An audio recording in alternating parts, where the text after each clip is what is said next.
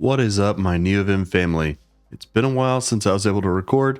Had some personal stuff going on, but it's good to be back and be able to record one of these videos and start to get into some more Neovim stuff, so I'm excited for that. Today, I'm going to talk about how you can jump around inside of buffers or across splits using a really cool plugin called Leap.nvim. There's a bunch of different plugins that support this kind of behavior. This is kind of the start of a series, so I'm going to have multiple of these videos and do a comparison, not only because I want to know which one is the best, but I want to show you which one I think is the best, and then you can start using it in your flow. Let's get started, and I'll show you how to use Leap.nvim, how to install it, and then what the benefits are.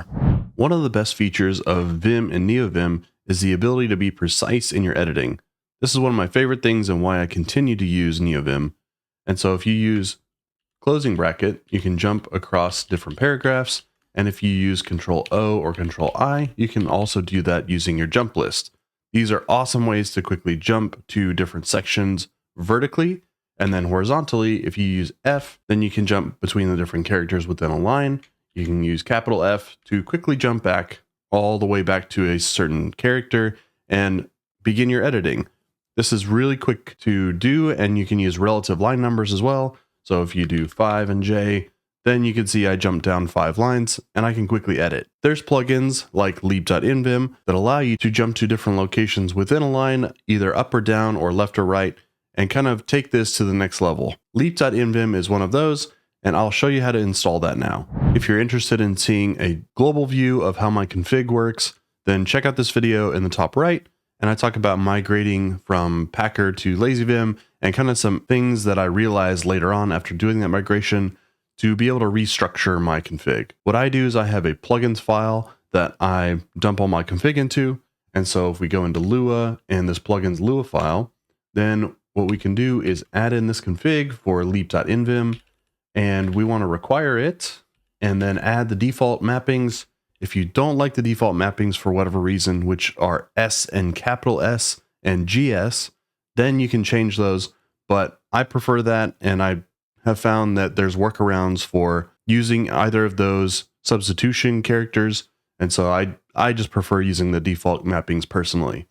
The other thing I really like to use is the case sensitive, so that I can jump to a capital letter and a lowercase letter, and I don't have a bunch of extra matches that I need to sort through. So I personally prefer this, but you can leave this off if this is not something you're interested in. After you have this in your config, save it, restart Neovim, and then I'll show you how to use this thing. To be able to use Leap.nvim after you've installed it, you can jump forward using S, and to do that, you will hit S, and you can see that it grays out and gives you an idea of where you are going to jump. The thing to remember here is you will need to type 2 characters regardless. And so make sure you always type 2 characters, otherwise you will jump to a bad location. This has tripped me up a little bit personally, but I've finally, I think, gotten used to typing 2 characters and just realizing it.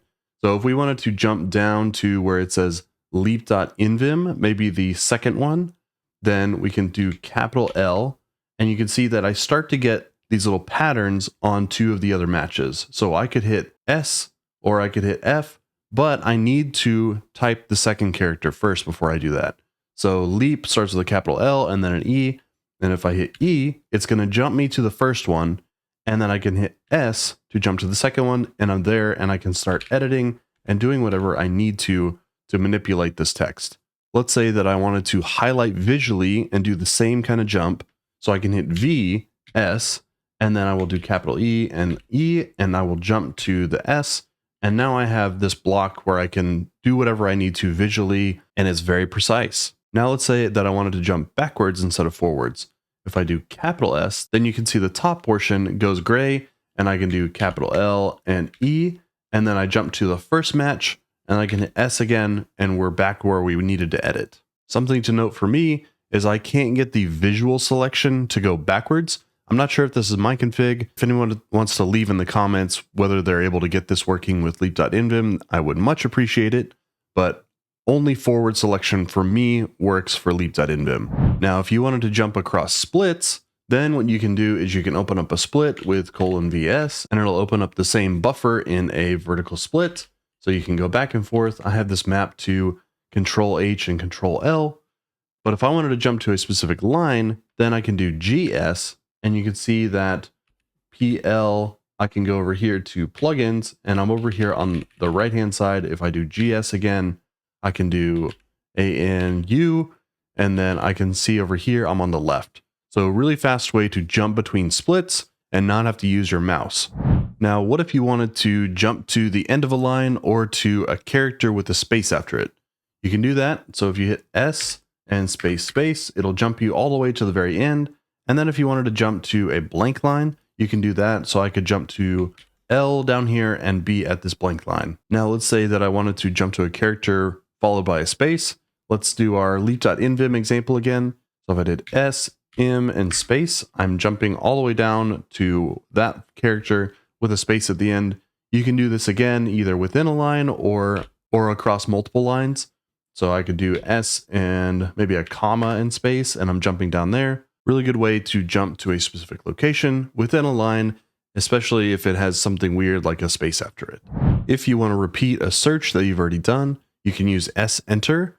And so if I have a search, SLE, and I move out of this and I'm like, oh, I needed to do that same search again, you can hit S enter and it will jump you to that next line. Cool. I jumped to the first one. Let's do this again. There we go. So if I do S enter again, then it'll jump me to the next one. And so that's how you can progress through the different document and do the same search pattern. I hope this gave you a good intro into Leap.nvim and gave you some options and understanding on how to use it. I'm going to explore other ones like Flash.nvim and maybe some mini plugins so that I can compare and see which one is best. And so stay tuned for that. There'll be a couple more videos upcoming. If there's other ways you want to customize Leap.nvim, definitely check out the FAQ section on their doc page, and you can customize this in a number of different ways that I haven't covered in this video. Thank you again for watching, and I will see y'all in the next one.